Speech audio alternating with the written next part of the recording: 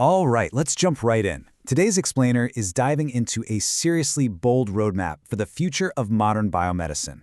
We're looking at a vision from Dr. Bhattacharya, the director of the National Institutes of Health, and it's all about how to fundamentally reform the NIH. Now, the goal here isn't just some light administrative tweaking. We are literally talking about launching a second scientific revolution to save the institution and, ultimately save our health. So, here's what we're covering today. First, a legacy of discovery. Second, the replication crisis. Third, overcoming scientific stagnation. Fourth, fixing funding concentration. And finally, launching a second scientific revolution. Let's start with Section 1, a legacy of discovery. Dr. Bhattacharya draws this really fascinating historical parallel. Did you have to hear? Think back centuries ago, right? Ecclesiastical authorities literally dictated scientific facts. Things like whether Jupiter's moons actually moved. Well, the first scientific revolution ripped that power away and gave it to individuals looking through telescopes. But, and here's Bhattacharya's point, during the COVID-19 pandemic, we kind of saw a return to that centralized authority. Through lockdowns and mandates, a relatively small group of directors and editors essentially had the power to dictate what was scientific truth. But just to be super clear, the NIH has an absolutely astounding history that is totally worth saving. I mean, we've seen monumental wins, modern heart attack treatments, massive leaps in cancer care, even cures for cystic fibrosis and sickle cell anemia. It's incredible. Yet here is the harsh modern reality.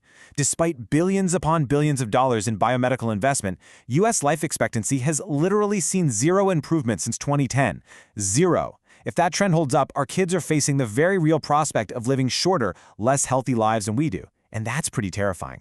And honestly, that stark reality perfectly illustrates why the phrase, "Make America Healthy Again," has gained so much traction lately. Now, whether you see that as a political slogan or not, Bhattacharya argues we really need to look at it neutrally, just as a desperate cry for help from a population that is frankly drowning in chronic disease.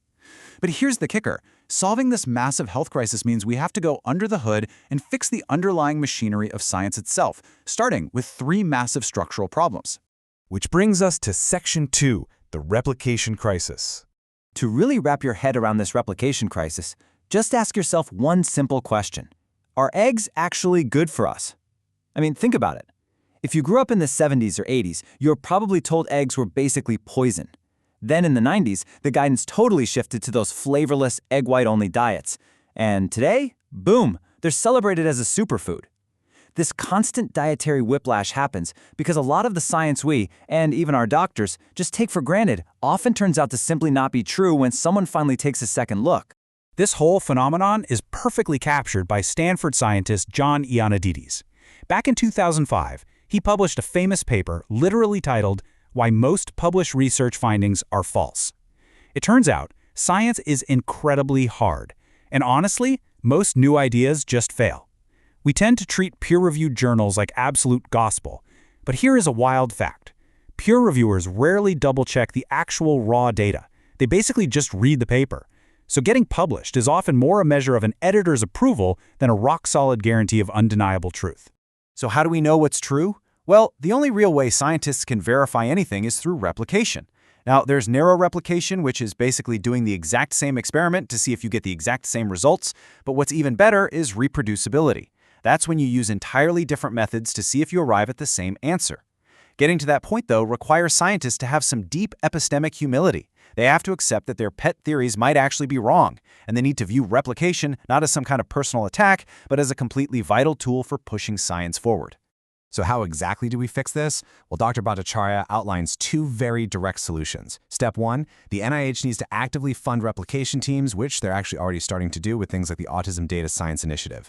Step 2 is this beautifully simple mechanical fix. They want to add a literal replication button to the massively popular PubMed database. Imagine that. Soon, with just one click, you or your doctor could instantly see if a really promising study's findings have actually been verified by someone else. Talk about a game changer. Moving right along to Section 3, overcoming scientific stagnation, or as I like to call it, funding the bleeding edge. Right now, we're seeing this deeply frustrating problem where every single dollar spent yields fewer and fewer actual health improvements. Think about the slowing rate of survival advances per published paper on breast cancer. The root of this whole stagnation, it's hiding right in this number, 55%. See, back in the 1990s, about 55% of all NIH-funded research was based on entirely new ideas. We're talking concepts that were 0 to 1 year old. The NIH was out there funding the bleeding edge. But since the year 2000, funding for those brand new, cutting-edge concepts has basically fallen off a cliff into deep, deep risk aversion. And the human cost of this risk aversion? It's pretty stark. Back in 1980, the average age for a scientist receiving their very first NIH grant was in their mid-30s. Today, that number has spiked all the way into the mid-40s. This is a genuinely dangerous trend. The great physicist Max Planck once famously observed that new scientific discoveries often only triumph because their older opponents eventually die off. And let's be real, we literally cannot afford to wait that long for medical breakthroughs. The proposed fix here is a total, ground-up overhaul of how money is actually awarded. The old system, known as the pay-line method, heavily judged applications based on established methods. Basically, it punished risky innovation. The new solution is what's called a unified funding strategy. The idea is that the NIH needs to start acting a lot more like a Silicon Valley venture capitalist. They need to embrace the risk of failure to fund younger scientists who have these high-reward, bleeding-edge ideas. Because look, even if these projects fail, they fail productively, and that paves the way for massive leaps forward in treating things like type 1 diabetes or heart disease. Okay, that brings us to Section 4, Fixing Funding Concentration. This next stat is actually quite staggering. Right now, just 20 elite institutions swallow up a full 33% of all NIH grant money. Why does that happen? Well, it's purely an economic bottleneck, because NIH grants traditionally bundled direct research money right alongside the indirect costs for incredibly expensive facilities, like, say, multi-million-dollar electron microscopes. Scientists are highly incentivized to just cluster at a few legacy institutions that already have all the cool gear. So if you're a brilliant young mind stuck at a smaller university, you are effectively locked out of the game. The fix for this is beautifully, almost surprisingly simple. Just sever the link. By decoupling the direct money that's meant for the actual research from the indirect money that's meant for the lab facilities, the NIH creates a totally dynamic, competitive market. Suddenly, smaller institutions outside of that elite top 20 will be able to compete for facility support entirely independently. This decentralizes the power and ensures that your tax dollars are actually going to the brightest scientists with the best ideas, regardless of whatever university logo happens to be stitched on their lab coat. And finally, Section 5, a second scientific revolution. Taking all of this together, the ultimate goal here is to establish what Dr. Bhattacharya calls gold standard science. And achieving that requires 3 totally non-negotiable pillars. First up, enforcing replication, so we actually know the science is true. Second, funding bleeding-edge ideas from younger scientists, which means embracing the risk of failure to find true world-changing innovation. And third, decentralized funding, breaking up those monopolies at the top 20 institutions to empower brilliant minds nationwide.